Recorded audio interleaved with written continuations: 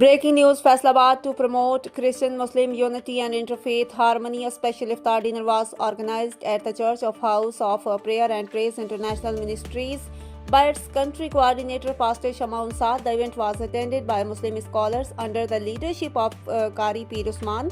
Bishop and pastors present at the church warmly welcomed the Muslim guests and presented them with the flower buckets. The Muslim scholars also broke their fast at the church during the gathering.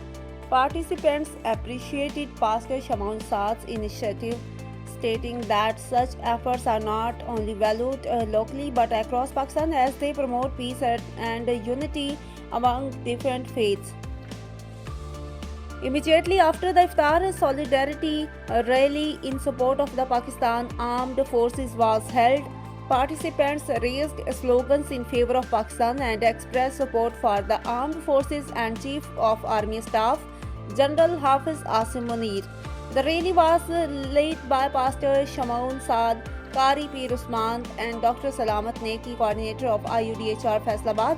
Speaking to the media, Qari Peer Usman and Pastor Shamaun Saad said that enemies should understand that people of all religions living in Pakistan stand united for the country's peace and stability and are ready to sacrifice for its honor and dignity.